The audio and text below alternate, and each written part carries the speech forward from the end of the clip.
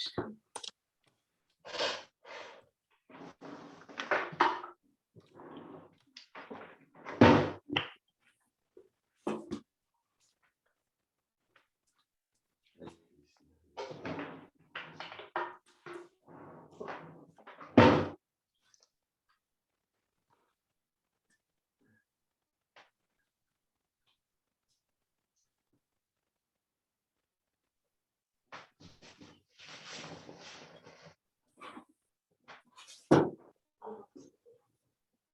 Sit back.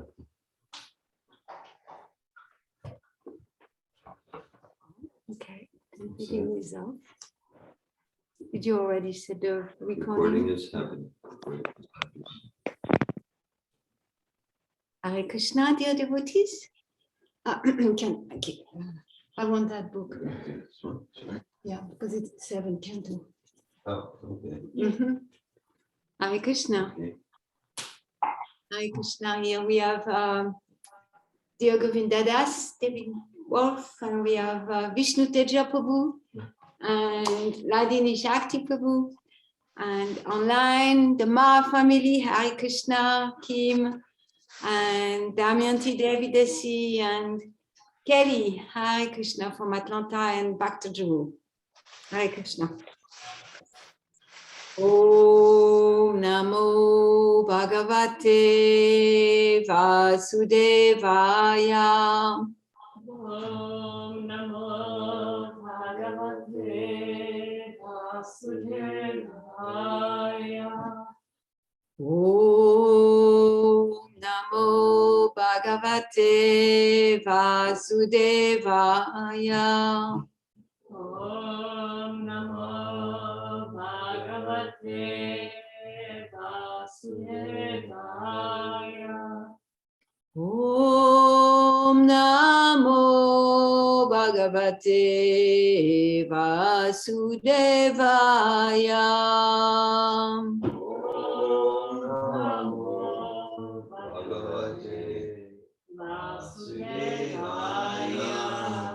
Narayanam namaskritya naram chaiva narottamam devim sarasvatim vyasam tato jaya mudirayat. Before reciting the Srimad Bhagavatam, which is a very means of conquest, one should offer respectful obeisances unto the personality of Godhead Narayan, and to Narayan, which is the supermost human being, and to Mother Saraswati, the goddess of learning, and unto Srila Vyasadeva, the author. We are reading from second canto entitled The Cosmic Manifestation. We are on the last chapter of the second canto, chapter 10, entitled Bhagavatam is the answer of all questions. Sounds very attractive of a title. Don't be fooled. And we are on text 13. And I'm in a place where I just regained my vision, but like the words are very small on that book, but if I put the glasses, it's getting in the way. But if I don't put glasses, not quite there, so we'll try. Eka Nanatvam Anvichan Yogatalpat Samutita Viryam Hiranmayam Deva Mayaya Vyashrijat Tida Eko Nanadvam Anvichan Yogatalpat Samutitaha Viryamiranmayam Devo Mayaya Vyasrichatrida Eko Nanadvam Anvicham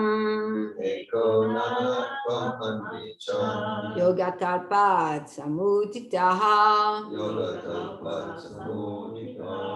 Viryamiranmayam Devo Mayaya Vyasrijatrida Ekonanadvam Anvicham Yogatalpat Samutitaha Viryatiranmayam Devo Mayaya Vyatrijatrida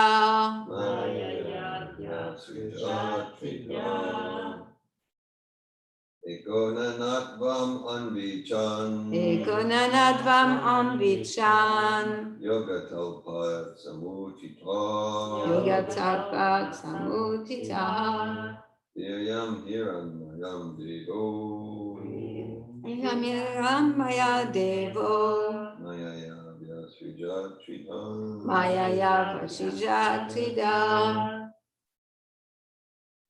Ekonanatvam Anvichan Yogatalpat Samutita Viryamiranmaya Devo Mayaya Vyasrijatrida Ekonanatvam Anvicham Yogatalpat Samutitaha Viryamiranmaya Devo Mayaya Vyasrijatrida. Someone would like to chant online?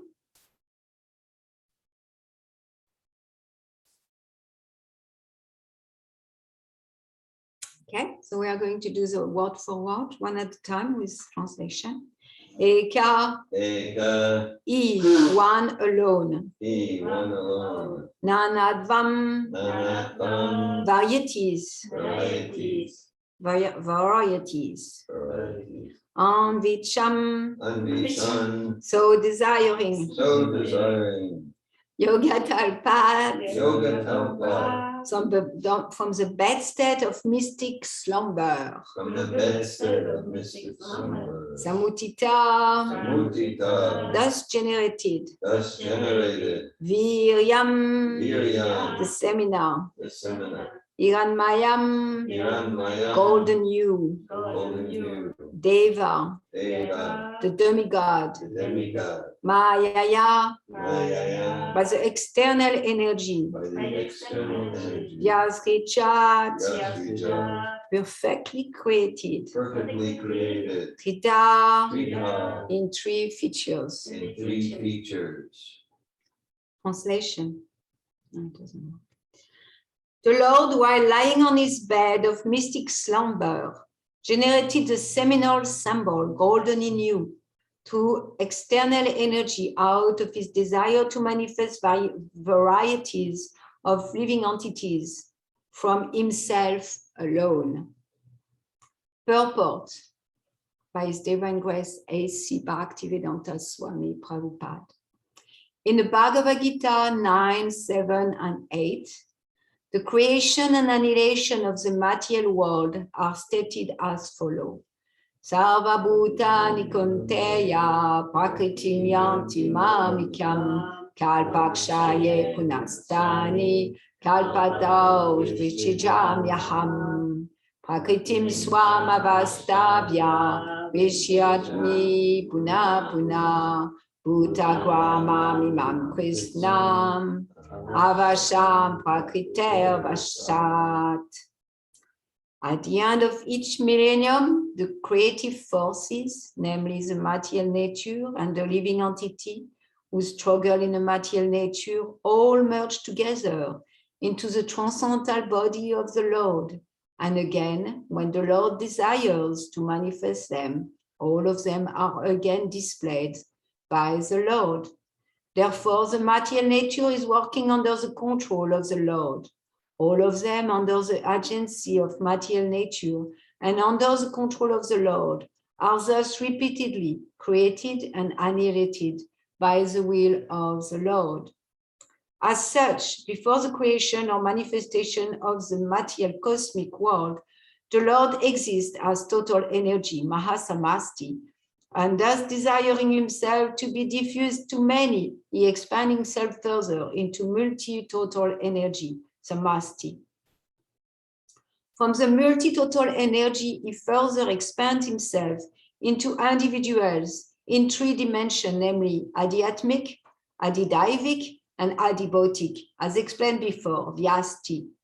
As such, the whole creation and the creative energies are non-different and different simultaneously. Because everything is an emanation from him, the Mahavishnu or Mahasamasti, nothing of this cosmic energy is different from him, but all such expanded energy have specific function and display as designed by the Lord, and therefore they are simultaneously different from the Lord. The living entities are also similar energy, marginal potency of the Lord, and thus they are simultaneously one with and different from him. At the stage of non-manifestation, the living energies remain potent in the Lord. And when they are let loose in the cosmic manifestation, they are exhibited differently in terms of different desires under the modes of nature. Such differential manifestation of the living energy are conditioned state of the living entities. The liberated living entities, however, in the Sanatan eternal manifestation, are unconditionally surrendered soul, and therefore they are not subject to the condition of creation and annihilation. So this creation takes place by the glance of the Lord from his bedstead of mystic slumber, and thus all the universes and the Lord of the universe, Brahma, are again and again manifested and annihilated. Hare Krishna. Om Agyanatimirandasya Gyanachala Shalakaya Chakshun Militan Jena Tasmai Shri Gurave Namaha Shri Chaitanya Manobistam Shtapitam Yena Bhutale Swayam Upakadamayam Dadadi Swapadam Tikam Vandeham Shri Guru Shri Utapada Kamalam Shri Gurum Vaishnavam Shah Shri Rupa Sagrajatam Sagana Ragunatam Vitam Tam Sajivam Sadvaitam Savadutam Parijanasek Krishna Chaitanya Devam Shri Radha Krishna Padam Shri Sahagana Lalita Shri Vishakam Vitam Cha E Krishna Karuna Sindhu Dinabandhu Jagatpate Gopesha Gopika Kanta Radha Kanta Namostute Tapta Kanchana Gorangi Radhe Vrindavaneshwari Vishabhanu Sute Devi Panamami Hari Priye Vanchakalpata Ubhyacha Kripa Sindhubhya Evacha Patitanam Pavanebhyo Vaishnavebhyo Namo Namaha Shri Krishna Chaitanya Prabhu Nityananda Shri Advaita Gadadhar Shivasadi Gaura Bhakta Vrinda Hare Krishna, Krishna Krishna, Hare Hare, Hare Rama, Rama Rama, Hare Hare. Namo Vishnu Padaya Krishna Prestaya Bhutale, Srimate Bhakti Vedanta, Swaminiti Namine, Namaste Sarasvati Deve, Gauravani Pacharine, Nirvisesha Shunyavadi, Paskasya Deshatarine, Mukanko Tivachalam Pangulangalak Yate Girim Yakripatamamande, Shigurum Dinatarinam. This verse says, by the mercy of the Guru, even a dumb man can become the greatest orator, and even a lame man can cross mountains, as advised by Lord Brahma. One should remember this Shastric injunction if one desires success in his life. Hare Krishna. So even a dumb man can become a greatest orator. All we need to do is receive the mercy of Guru. And what I noticed in reading this verse is how beautiful, like, it is flowing. And one of the quality, there's 26 qualities of devotees, and one of them is to be poetic. Like every devotee is a poet. And this morning, as I was showering, I was thinking about that, and I was thinking that most poetry in the world and most songs in the world, they are love songs or poetry that come from love or separation in a material context. Like people, they become churn inside in their, something triggering their natural loves that's inside their heart. And that in that churning, they tend to become more poetic. So the devotees, like Shukadev Goswami speaking here, is so much in love with Krishna, so much in love with Krishna, that it is describing the creation of the universe with very, very poetic words, like lying in his bed of mystic slumber. Those two words are really interesting. Slumber seems so much tamasic to me, at least. That's how, like, wow, I'm in slumber. Well, it seems like so tamasic, a mystic slumbers. And then the words take a completely new dimension through the poetry of Shukadev Goswami, generated a seminal symbol, golden in you. How beautiful is that? The seminal symbol and golden in you. And to his desire. So we can see that the pure devotee is in love with Krishna, and he is in love with all aspects of Krishna. He is in love with Krishna in Vrindavan, of course, enjoying with his cowherd boyfriends, enjoying with Mother Yashoda, enjoying with Nanda Maharaj, enjoying with the gopis, and his love with the Lord and his intelligence and how he creates. And he finds so much poetry, and there is so much poetry. Like the Lord, he expands himself, and then he has these big bodies that's floating on the causal ocean. This is so poetic. Even the Lord, as he manifests the material condition and the material realm from his will to reclaim his part and parcels that have chosen to disappear from his view, out of desire to enjoy separated from him, out of a desire for independence, using that independence that's given to us to enjoy separately. So the Lord, he has a desire, he's suffering because those part and parcel, this desire to be separated from him by wanting to lord over the material energy, wanted to be the controller. And we will see how clever the material world is created with these three principles, and they are all about control. They're all, and so the Lord suffer, and then out of his creative juice, he has a full system to create this world in which we are again and again taking birth, again and again dying, again and again taking birth, again and again dying. And so it does that in a sense, in the same way that a man and a woman create a child.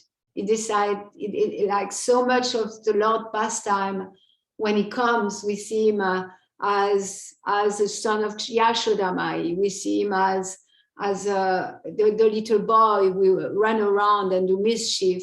And similarly, so Krishna likes to play as an actor. And when he acts, he likes to act our perverted pastime somehow. And for us, it's perverted, but for him, it's not. For him, it's just playtime. It's called pastime, playtime, we can say. And in his playtime, he decides to have also a seminal you, like it's in a word form word is said seminar. So it's the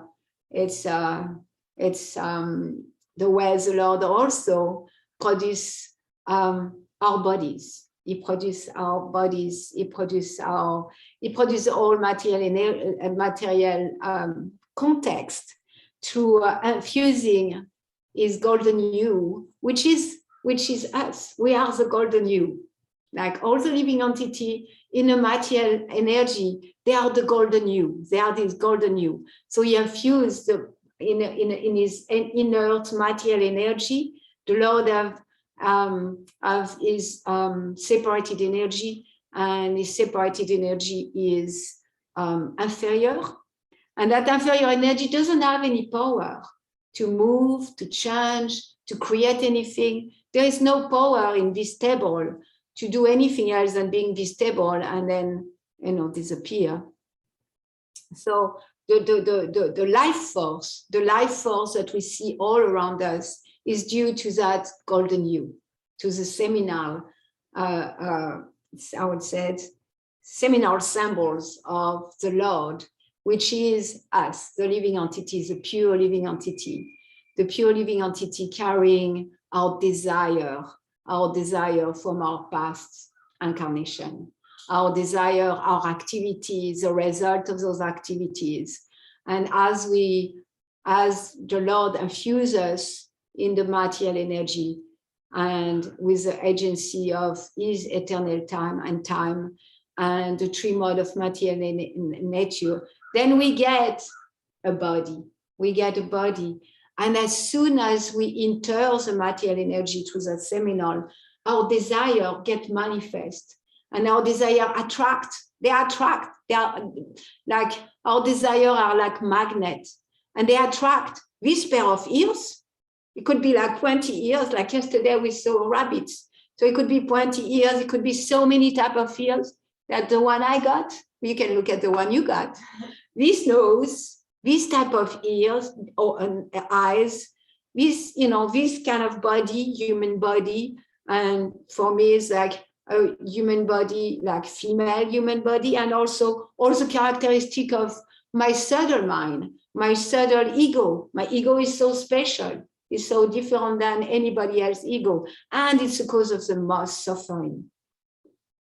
So when that golden hue enter, then from the desire of the living entity. So with the cause, it's difficult to share, because the cause is really the Lord, is always independent Lord who has a will, and he has a will to create. Why? Because he has his desire to reclaim his part and parcel. And when his will manifests, then he's on the ocean, the causal ocean, floating, and then through his breathing, exhaling, then universe come out.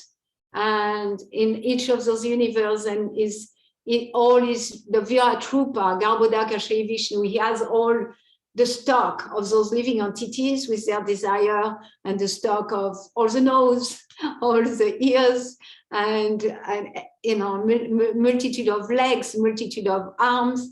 And that's a workshop of Lord Brahma. And Lord Brahma is like Arjuna in a sense. When Arjuna is on the battlefield of Kurukshetra, and in a chapter 11, Lord Krishna shows a universal form, and within that he shows the battlefield of Kurukshetra, that everything is already done. Everything is already done. Still, Arjuna is going to fight. Still, Arjuna is going to be an instrument of the Lord.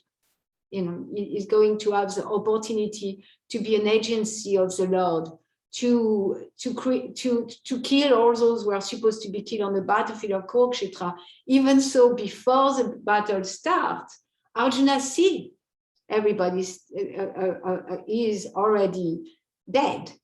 And similarly,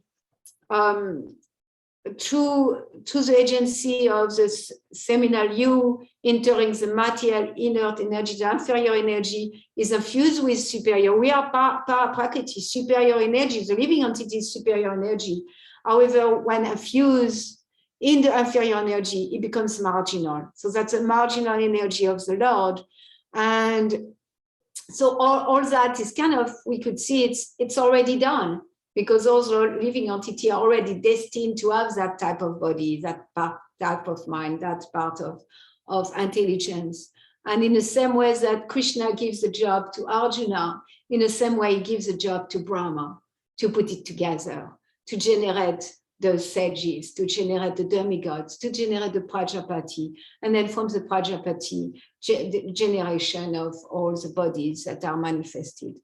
So that's what it is. And then Srila Prabhupada goes into those two verses. So millennium after millennium, the Lord desired to create. And then when he desired to create from his slumber, it said, I think it's maybe earlier in the second canto or earlier in the third canto, I'm not sure where. And there is a place where Srila Prabhupada explained that those universes manifest out of the dream. So the Lord is in slumber, he's sleeping on the causal ocean, like gigantic body like that.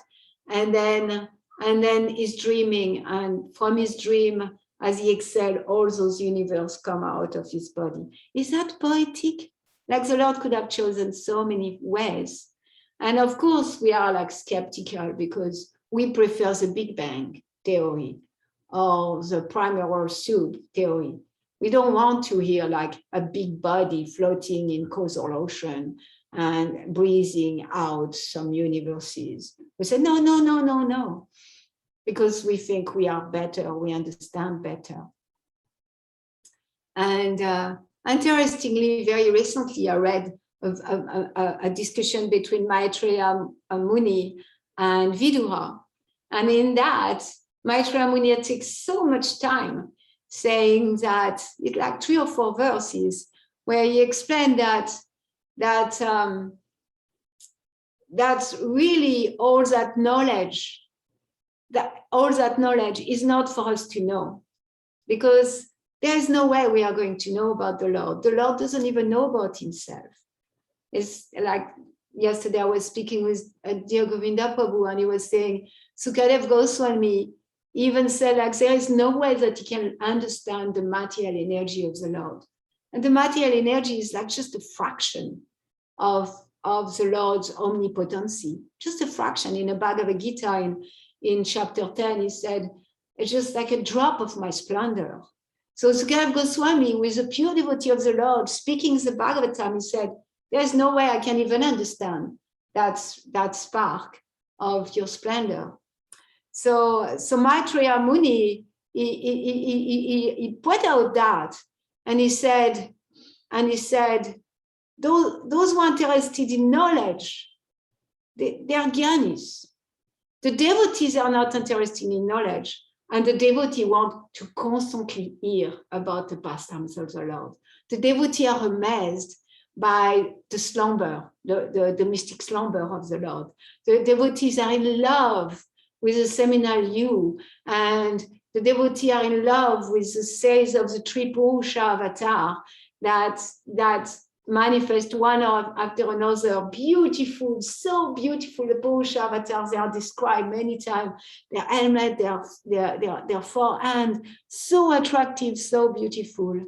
And to exemplify that, I wanted to share a story of Narada Muni. So Narada Muni, one day, he was going to Vaikuntha to see the Lord of Vaikuntha. And on his way there, he met a Brahman. The Brahman knew all the Veda. He knew so many verses. He understood who the Lord of Vaikuntha is. He's all paka, clean, doing fire sacrifice, chanting all the mantra properly. And so Narada Muni passed by and he said, I'm going to Vaikuntha. Oh, you are going to Vaikuntha. And please, when you go and see the Lord, ask him, when will I go back?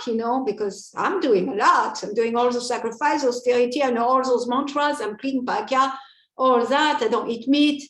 And so he said to Narada Muni, please ask the Lord, when is it? I'm going to come back. But he knows somewhere that very soon because I'm doing so much. And then Narada Muni continued on his way. And then he encountered a cobbler.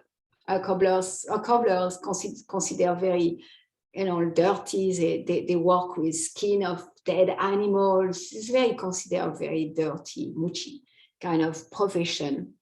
And so he got in contact with the cobbler, and he said to the cobbler, "Wow, I'm on my way to Vaikuntha." And the cobbler looked at him and said, "Oh, how wonderful! You're on your way to Vaikuntha." And Narada Muni said, "Yes, you have something you want to say to the Lord?" And the cobbler said, "Yes, yes. Would you ask the Lord when I will come back to him?" And meek and humble, because the cobbler knows, like, I'm so fallen, I'm so low, I'm so unqualified. I have no knowledge of the Veda, I don't understand anything. And so the cobbler, he was humble and asked. And then Narada Muni went to Vaikuntha, Narayana, Narayana. Narada Muni always sings the name of Narayan. And so he arrived in Vaikuntha, he paid obeisances, glorified the Lord. And after he glorified the Lord, in praise, that's what the devotee do when they see the Lord. They have praise, chosen prayers that they offer to the Lord, and to praise the Lord and how beautiful he is and how glorious he is and how he creates all this a cosmic manifestation to serve the fallen soul. So after all that is done, Narada Muni, he explained how on his way he met a Brahman and a cobbler, and that they had a question for him. And so he asked a question, and the Lord of Vaikuntha, Lord Narayan, he said, "Okay, Narada, so to the Brahman, tell him that it will take thousands of lifetimes for him to come back. And when you meet the cobbler, let him know it's his last life. It's his last life." And so Narada Muni asked, he said, why is that? Why is that? And the Lord of Vaikuntha is always intelligent. He always have ways to respond to questions that feed everyone. So he said, when you meet them again, and they ask you, what I was doing, tell them that I was trading an elephant in the eye of a needle. In the eye of a needle. So I was trading an elephant in the eye of a needle. So Narada Muni said, "Oh, okay, I'm surrendering to what you're saying." And of course, Narada is a fully surrendered soul. He trusts the Lord 100%. He has no doubt that the responses of the Lord are perfect. And he has doubt how it's going to be received, of course, when he go back to Earth. So he come back, and he goes sees the Brahman, and the Brahman is so excited to see Narada Muni. Tell me, because he knows better. The Brahman is so intelligent; he knows better what the answer is going to be. And so he asked, so what did Lord Narayan say? And then Narada Muni said, "Why, he said you will come back in 1,000 years." What? In 1,000 years? No. You must be wrong. You must be wrong. And the Brahman showed mistrust of Narada Muni. And he said, "Well, what the Lord was doing when you went there?" And Narada Muni said, "Well, the Lord was trading an elephant to the eye of a needle." And the Brahman said, impossible. And he became so doubtful, and he became so unsurrendered to the response of the pure devotee, that the Lord of Vaikuntha was trading an elephant through the eye of a needle. And at that moment, it became clear to Narada Muni. It became very clear to Narada Muni why the Lord of Vaikuntha had given those responses. So next, he went to the cobbler. And the cobbler was like, "Oh, my Lord, like Narada Muni, you offer obeisances all humbly, say, oh, you have seen the Lord, And what was the Lord doing when you arrived there? And of course, Narada Muni decided to give the answer that the Lord gave him. And he said, when I was there, the Lord was treading an elephant through the eye of a needle.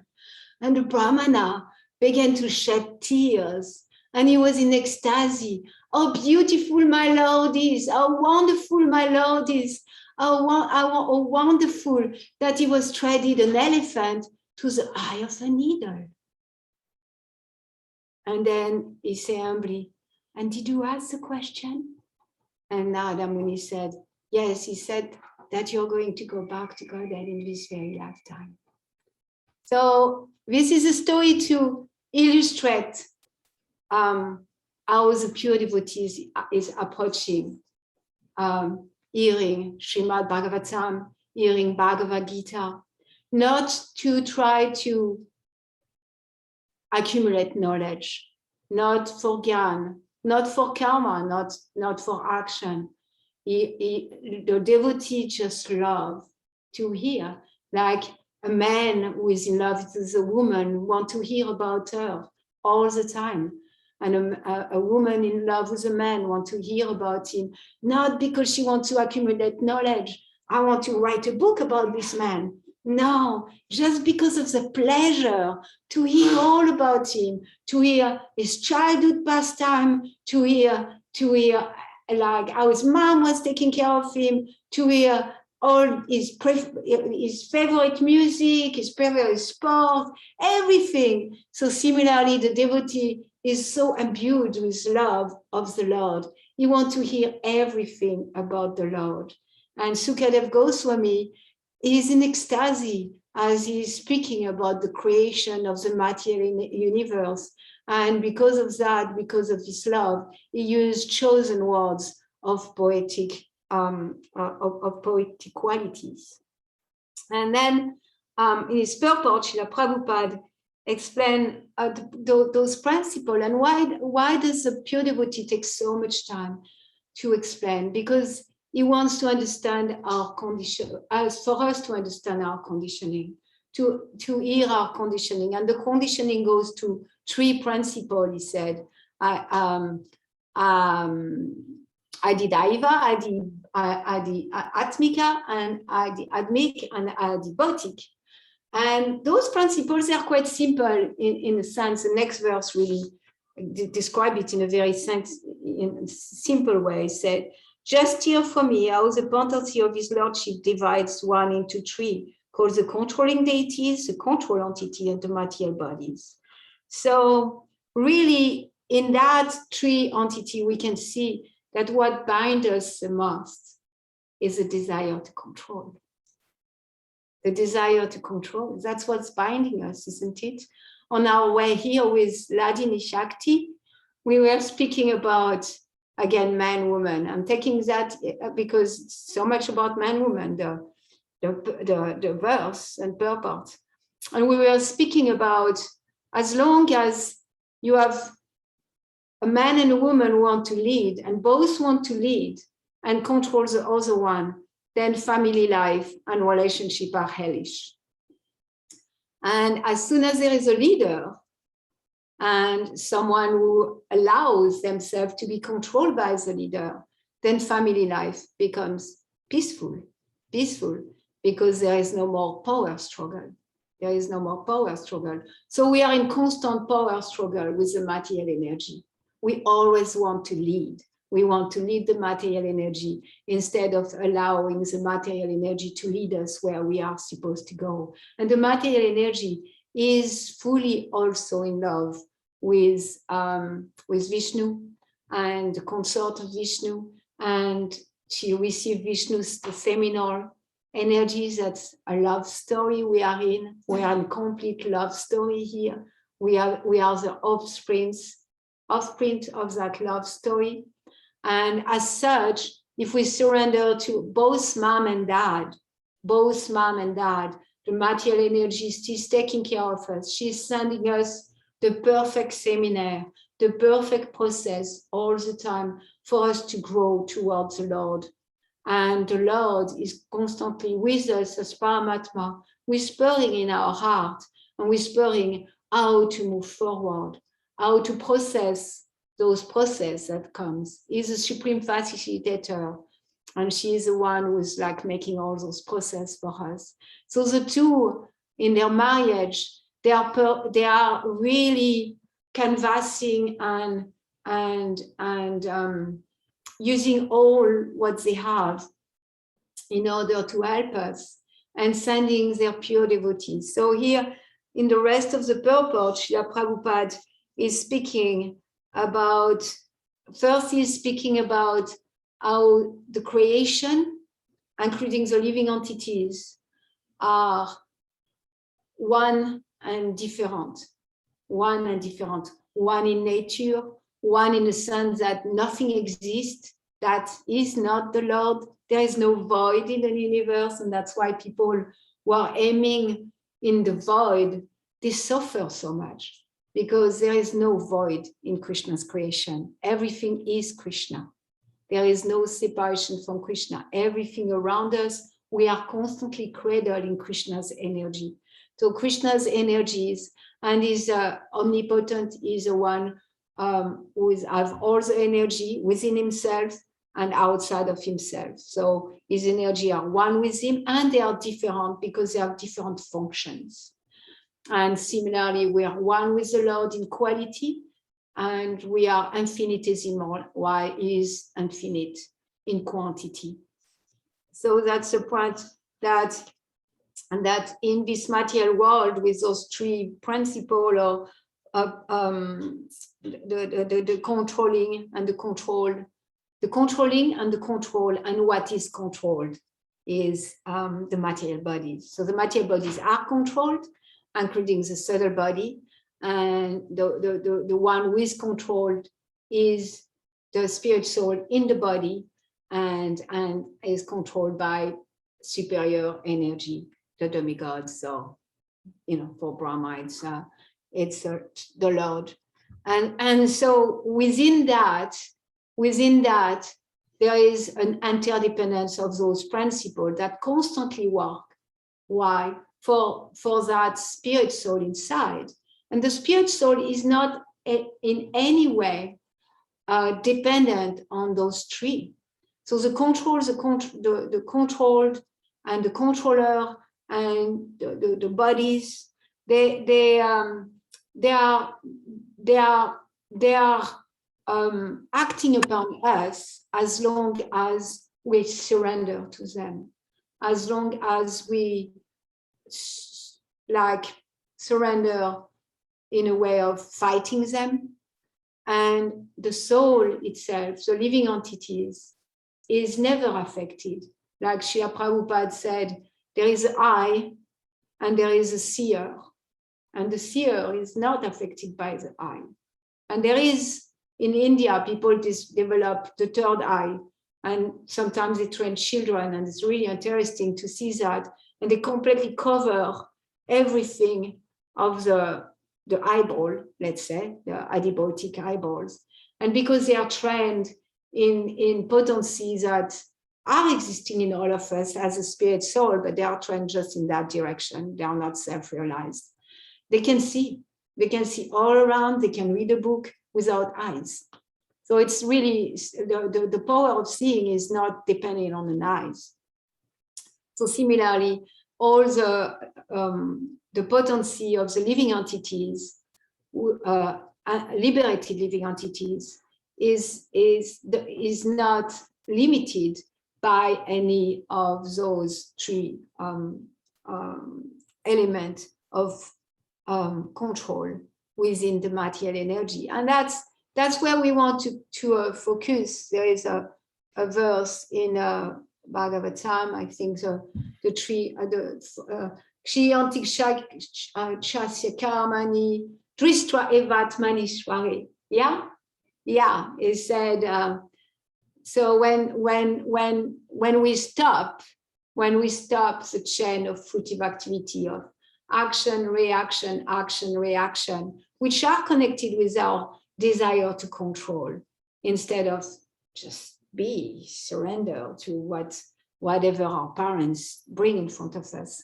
So when we stop that by cultivating goodness and practicing devotional service, and we will speak more about devotional service, then when those actions are stopped, then when it's all terminated, then one can see the self as master.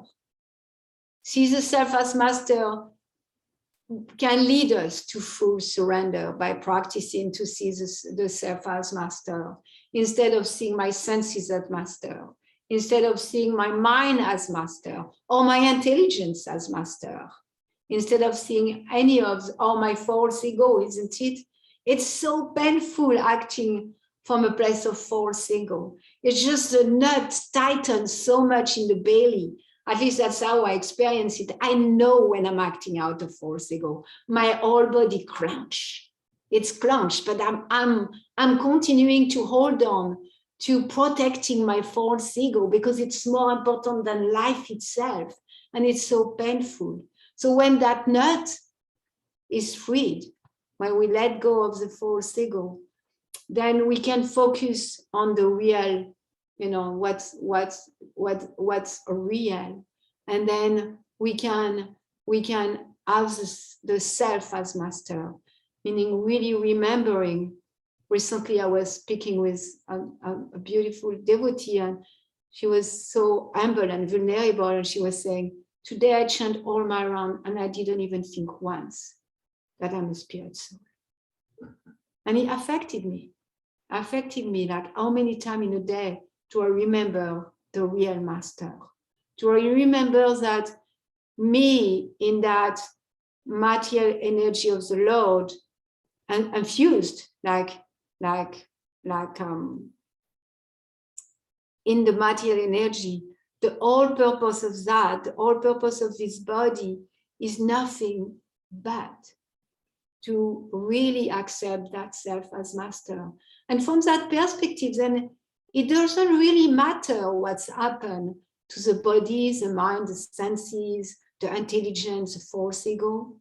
It becomes all a beautiful, purifying journey to serve and surrender to that master, to really make that master the most important, to detach from this lifetime, to see we had so many lifetimes, chewing the chewed, like yesterday. You said that I have the verse because I was thinking I'm going to read our condition here because they are so beautiful, those verses. Is Srila Prahlad Maharaj. So Prahlad Maharaj, his teacher were like, oh my God, we didn't do anything. Nobody's influencing him and he's still chanting Hare Krishna. We don't want him in a school. For them to come to that point where they tell their king, we don't want your son in a school anymore. Can you imagine? Like it took a long time. They didn't do it right away because, of course, they are scared of Hiranyakashipu. But then Prahlad Maharaj is brought to his father and then he speaks.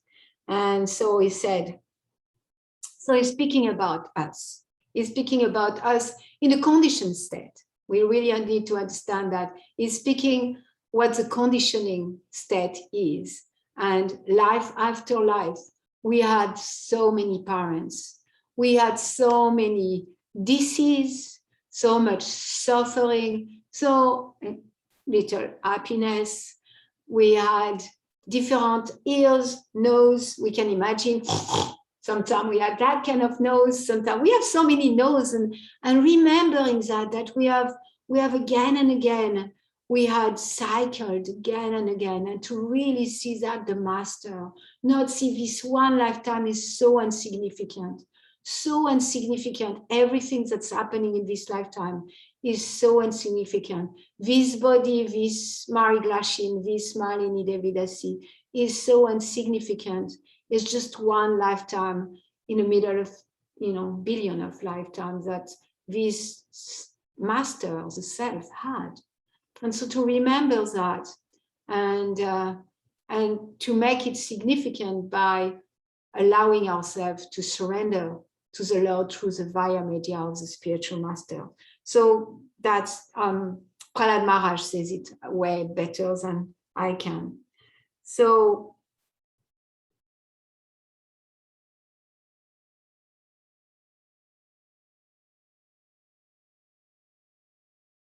Prahlad Maharaj said, speaking about us, because of their uncontrolled senses, persons too addicted to material life make progress towards hellish condition and repeatedly choose that which has already been chewed.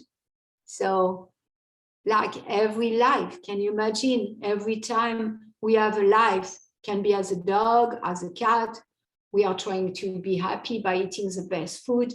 We are trying to be happy by having the best mate. We are trying to protect ourselves. We are,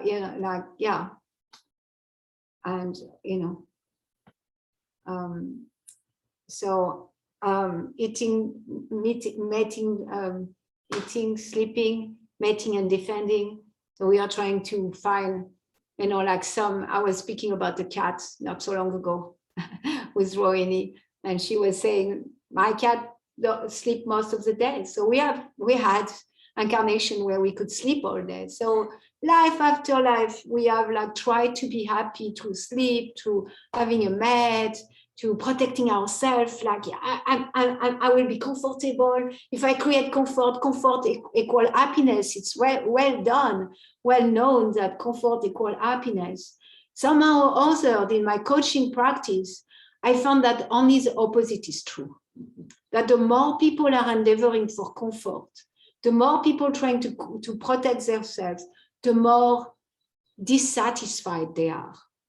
And that when they step out of the comfort zone, that's well known too. When they step out of the comfort zone, which means not aiming for comfort, that's when the thrill of life comes to them, even on a material level. So for life and life, we have tried to be happy with those four.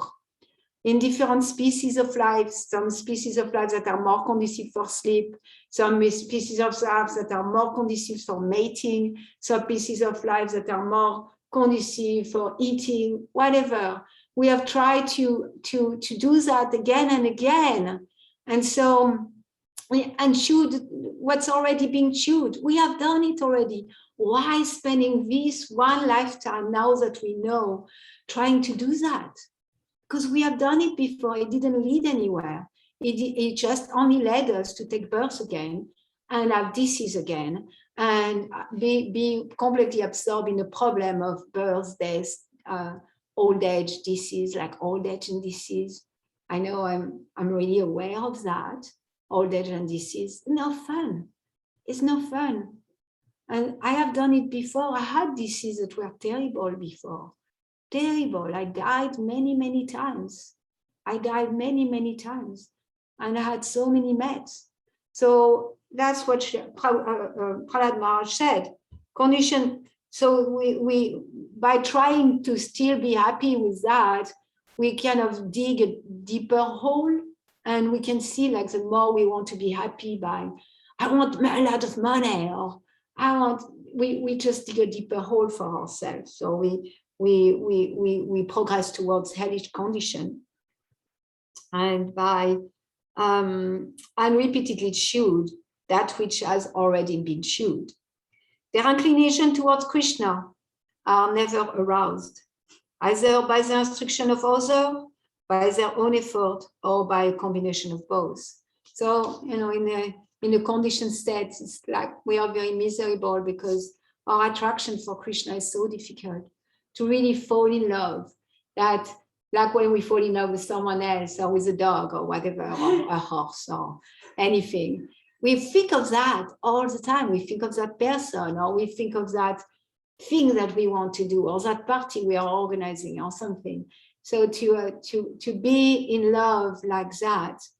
And then Prahlad Maharaj continued. Persons who are strongly entrapped by the consciousness of enjoying material life, and who have therefore accepted as their leader or guru similar blind man attached to external sense object, cannot understand the goal of life is to return, cannot understand that the goal of life is to return home, back to Godhead, and engage in the service of Lord Vishnu. So yeah, we are addicted to want. it's a very interesting psychology. We so much want to be leaders, and we so much want to worship someone at the same time. The two are there. We want to be leaders, we want to be gurus, we want to be the one who bestow knowledge, and we also want to follow someone. And so that leads to following football players, isn't it? My parents, they had always one football player that we will hear the name of that person again and again. And probably they maybe read about his pastime, or a rock star, or a cinema person, or a political figure, so many. And so we are following blind men. So we are blind following blind men. It doesn't lead anywhere. As blind men guided by another blind man miss the right path and fall into a ditch. Materially attached men, led by another materially attached man, are bound by the ropes of footive labor, which are made of very strong cord, and they continue again and again in materialistic life, suffering the threefold miseries.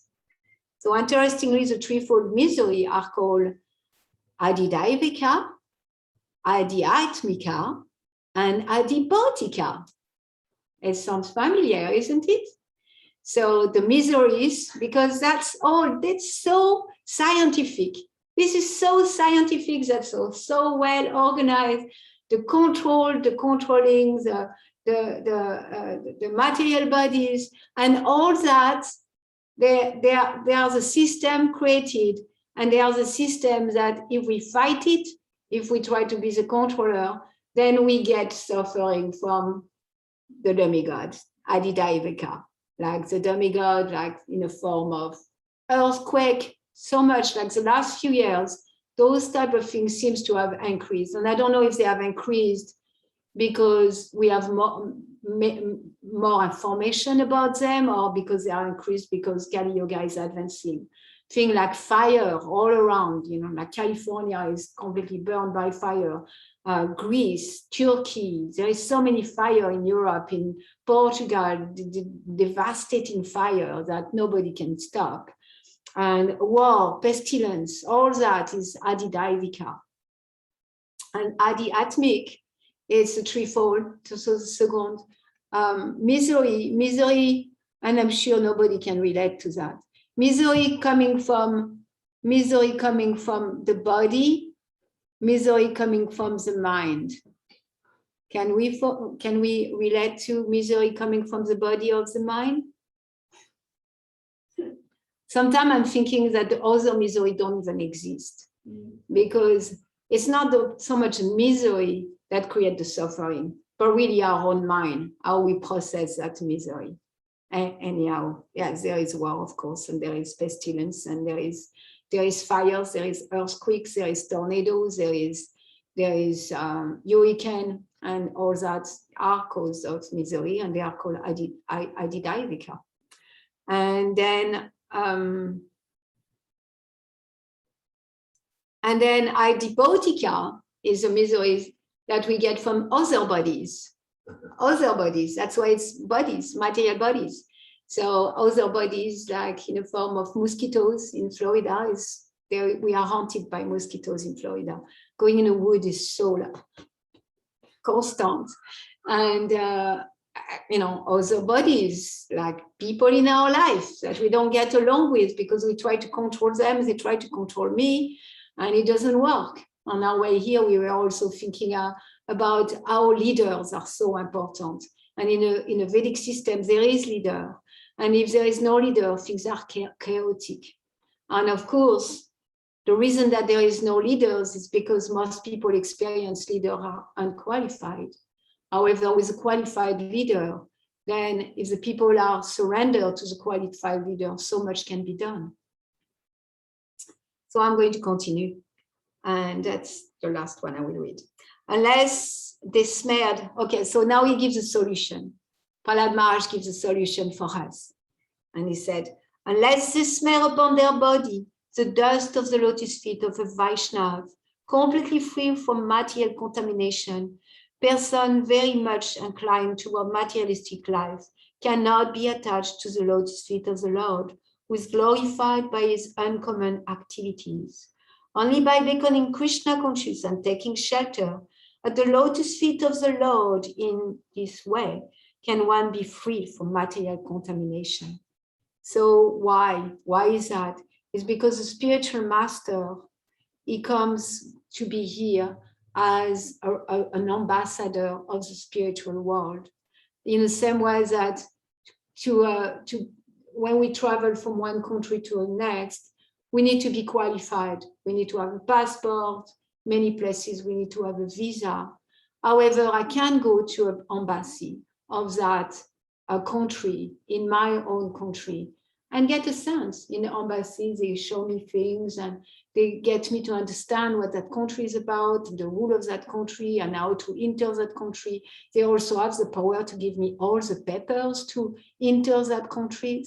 So similarly, there is ambassadors of the spiritual world who come here to help us, to show us the way. They are spiritual, so they are a part, like an ambassade.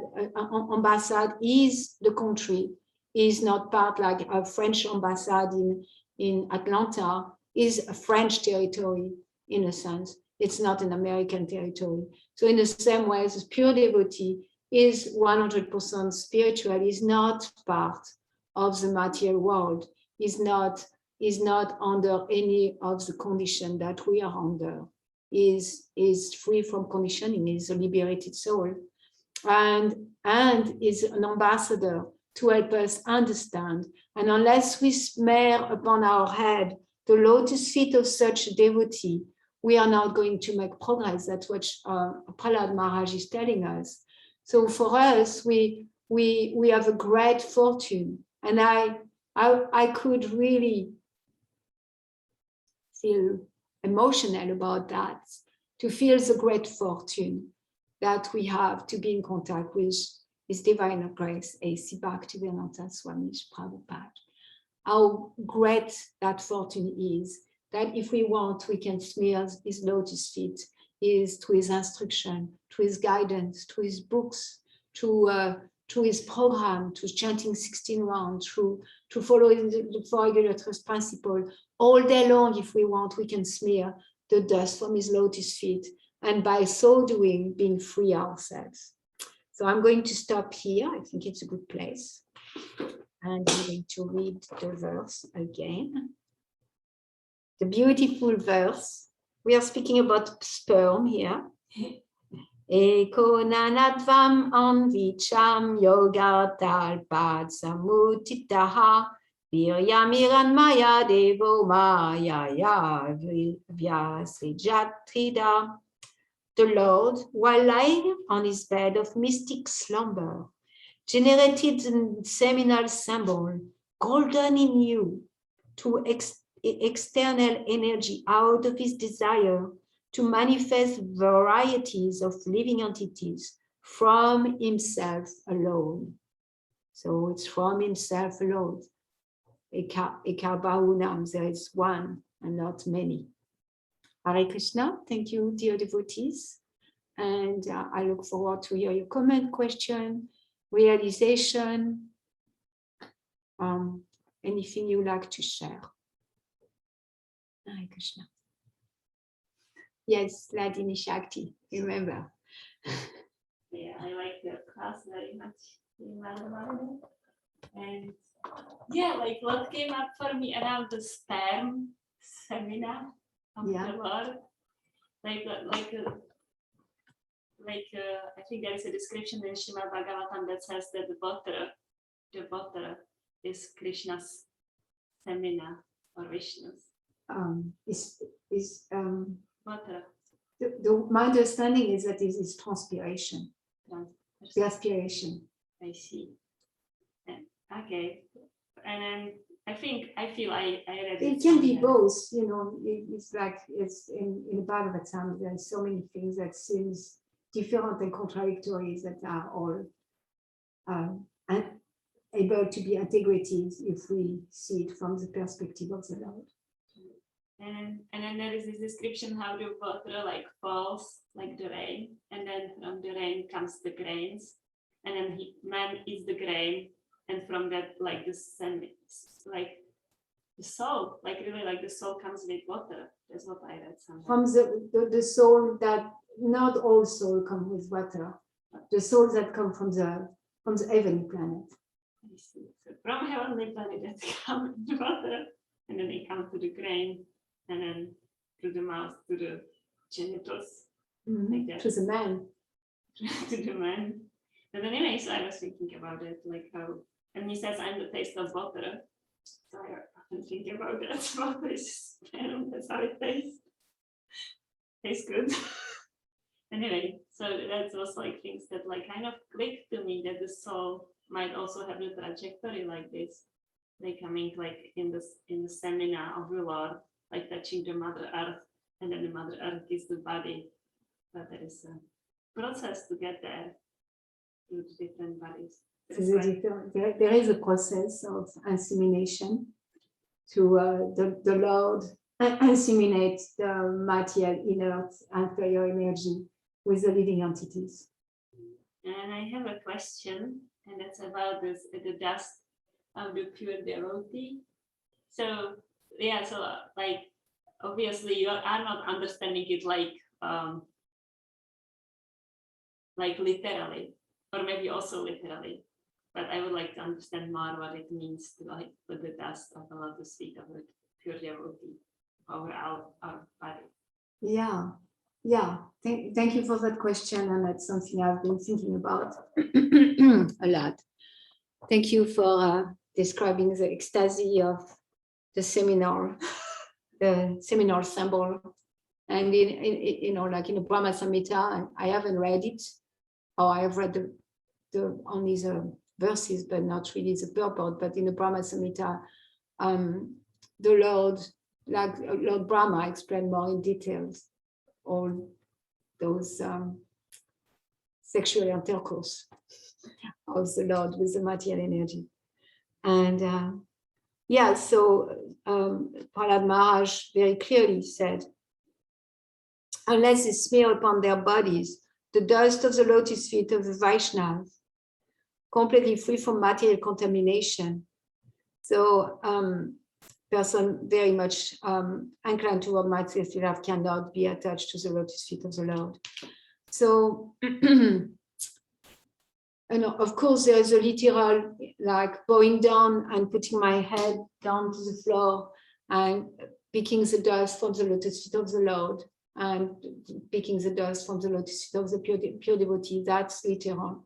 And devotees were doing that a lot when Prabhupada was on the planet. And in fact, Prabhupada was on the planet Earth, and we can see that there is a lot of dust that probably have touched his lotus feet, so we can see it like that. And the Lord was on the planet too, and that's why people roll in the dust of Vrindavan. And at the same time, in the process of devotional service,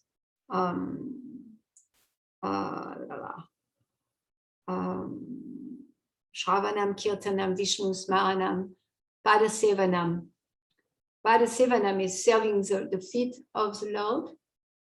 And once in one of the purports, I saw, like I was always wondering what it means, serving the lotus feet of the Lord, and it's not Archanam, it's, and what I read is that it means surrender.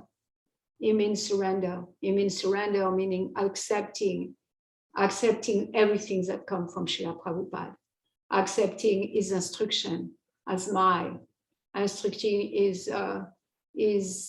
guidance as mine, accepting his order for service as mine, like that. That it means accepting everything. That's how I understood that Padasevanam.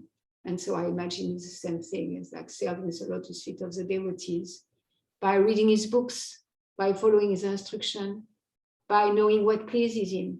Like, I saw you like amazingly on Vyasa Puja, Ladini Shakti Prabhu, she made kechoris.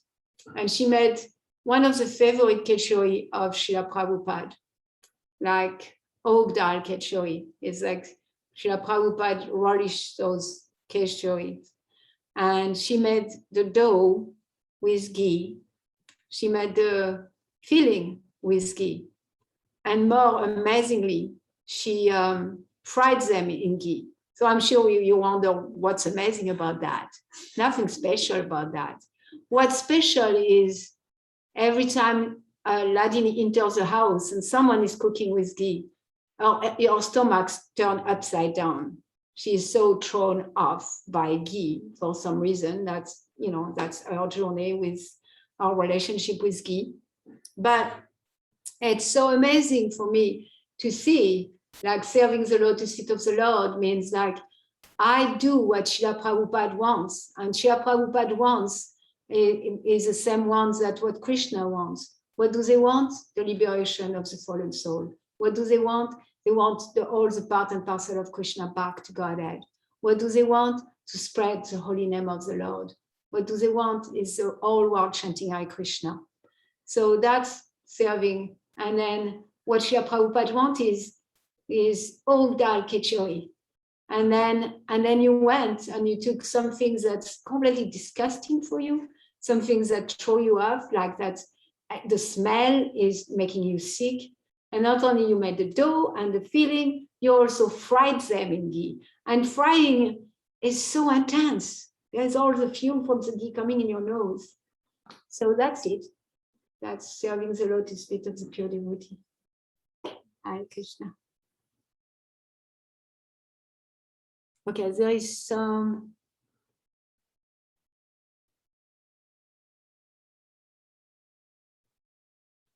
Drew, I just saw your message now. Okay. Back to Keith.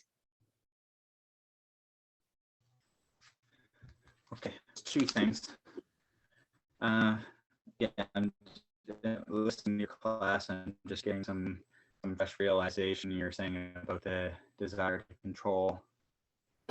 And I can see in my life I haven't been so inclined, maybe because I've been underdeveloped in certain ways, to try to control the way people act and stuff like that. But I can see that I have inclination to for like recognition, to try to like get people to want to see me in a certain light.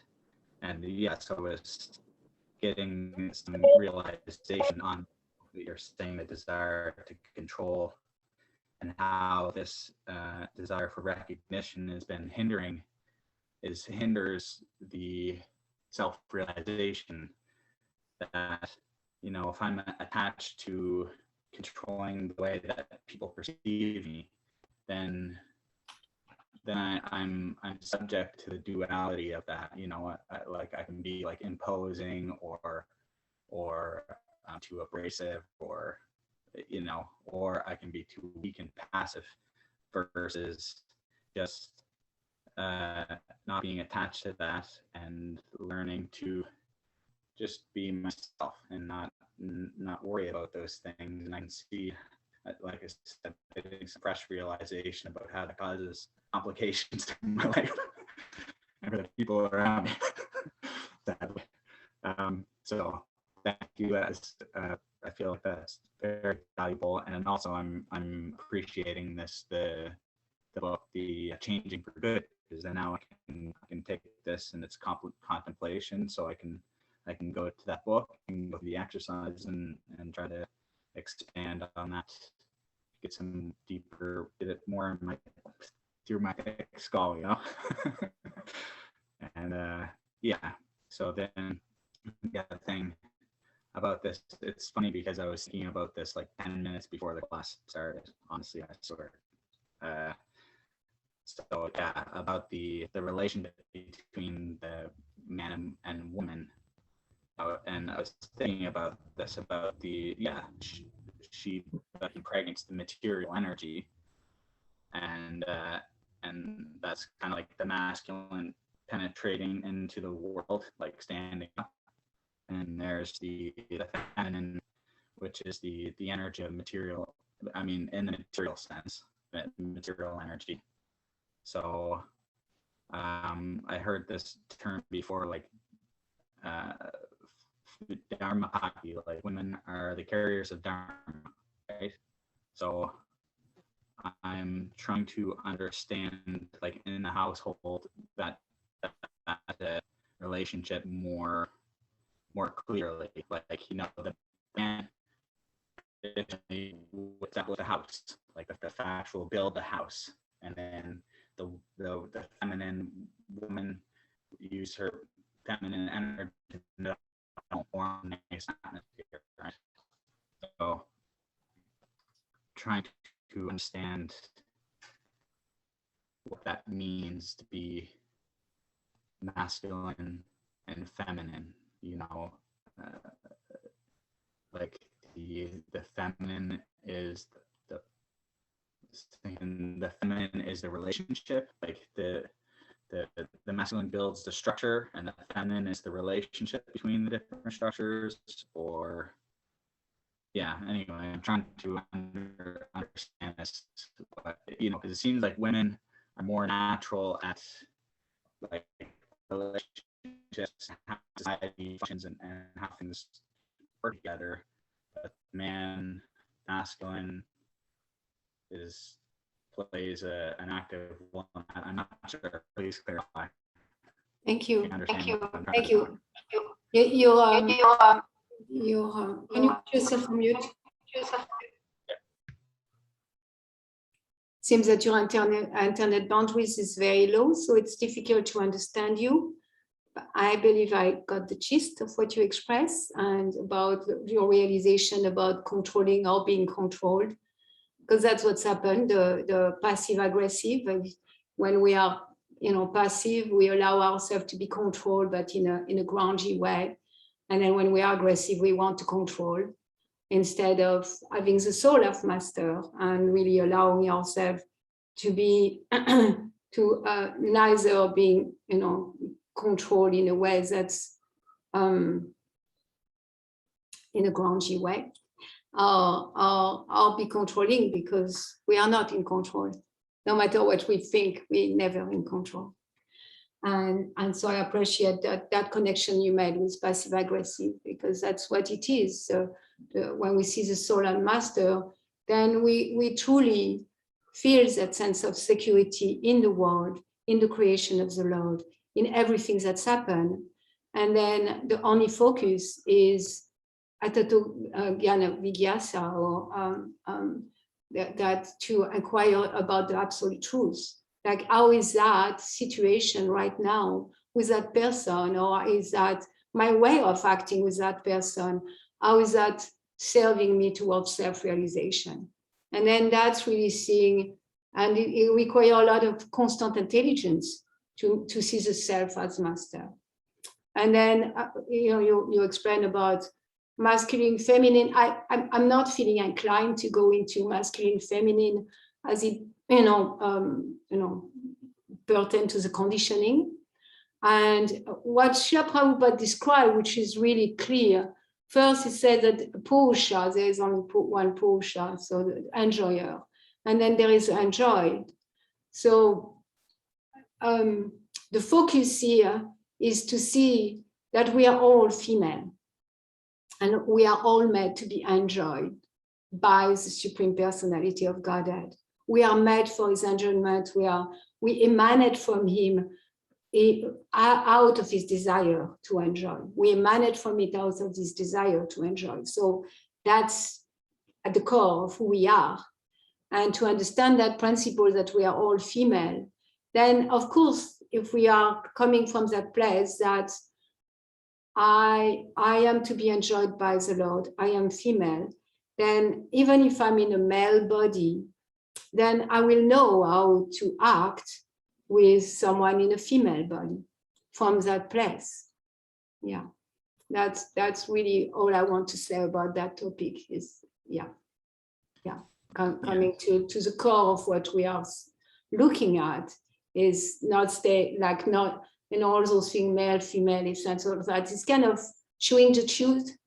It's trying to fix, the Titanic. It's trying to stay in our conditioning state and deal with it on the conditional state, instead of coming, rising. And when we rise above those conditions instead, and we understand who we are part and parcel of Krishna, servant of Krishna, we are servant of Krishna, and we see adibotic, the other people's body, female or male bodies, it doesn't matter, as servant of Krishna too. And then we learn to serve them. And then we are guided. We get the super soul guidance to know how to interact with the different bodies and the different mind and the different intelligence of others around us, regardless if they are in the body of a dog, an horse, or a woman, or a male. Yeah. Thank you very much, Bhaktakis. Yeah. So I'm getting, hopefully, I'll just turn it off. So it'll be, yes. So I'm getting that the simple way is to recognize in essence in our being, in my being, that I am ultimately or essentially feminine to be enjoyed by Krishna. Though it still sounds kind of weird to say that, but Yeah. But that's the simple principle connection. And then, like I heard Dear Govinda say recently, when we have a solid grasp of the principle, then we're able to deal with the circumstantial details in a balanced way. Yeah, and I can see automatically when I'm trying to, like you're saying, look at it from, oh, men do this, women do that, and I can see how right off the bat how it's like complicated and entangling. Yeah, entangling. Very entangling. And that's how we entangle ourselves, by trying to solve things. Let me solve the man-woman relationship. We entangle ourselves and we think it's self-realization. Yeah, and without understanding that connection as being the enjoyed, the servant of Krishna, then when that is established, then we can, maybe look at those details as need be, but it's a secondary focus. Like, yeah. Okay. Thank you. Thank you very much. I feel understood. Thank you, Bhaktakis. Hare Krishna. Anything else? Okay. Thank you, Marlene. Thanks for class. Right at the beginning, I pretty emphasize the quality of poetry, the poeticness that Krishna shows in his creation pastimes. All right, so I just appreciated you emphasize that. It gets it done. It's functional. But because sometimes it's not, yeah. Sometimes it can be, oh, this is also, there's a Vishnu lying water and a bed of snake, and then through, and then the big bubbles come out of the perspiration, and this is some fairy stories, obviously, like that. Like, obviously it would just be like if you're rational, you understand that there was nothing that exploded, and then that resulted in Shakespeare's sonnets. And it started from a singularity. That's a mathematical impossibility. That's what rational scientific people. But then, like, it's kind of just not saying like, that there's a higher intelligence that creates the planetary rotations in the veins of a leaf, that the person that possesses that intelligence isn't bound by our conceptions of efficiency. Mm-hmm. Yeah, conception of efficiency. Yeah, exactly. Right. I like that. And an example I like is like, okay, so let's say if it's a ballet, an opera and a ballet, and so the ballerina comes out from one side of the stage, she's doing her dance, and emotional expression and pirouettes and back and forth, and then after a few minutes, then she departs on the other side of the stage. So then there could be some fellow in the audience who says, well, why didn't she just walk across the stage? Well, would have been just like a lot quicker and more efficient. But then like everyone else, the director, the actors, the singers, are like, that wasn't the point really. Like you're, I mean, not that it wasn't the point at all that she walks across the stage, but there's just, you're not even getting a percentage of what this is about. And there's the art of it, the poem, the emotion, the connection, the deeper meaning. And so, so we can apply, like, this is what creation ought to be about, and like, we're really not getting it. Yeah, I love that example. Yeah. Yeah, and even if the scientists try to imagine it, they are failing. Because as you asked that question, I said, what could be another thing? And then I thought of the battlefield of Krsna. That's true that Krishna could just have killed everybody. Yeah. But then he wants to glorify his devotees. Yeah. And he wants to glorify his emanation. The Purusha avatar, his emanation, they are also part and parcel of the different qualities and Jiva. And he glorified, Mahavishnu, and he glorified Garbhodakashayi Vishnu, and he glorified Kshodakashayi Vishnu. And then the same way is glorifying Lord Brahma, who is born out of the lotus, coming from the lake of the navel of Garbhodakashayi Vishnu. It's just unlimitedly like poetic and beautiful. And at the same time, what else could it be? Magic wand. That's what they are trying to make. It's a magic wand, but there's not such a thing as magic wand.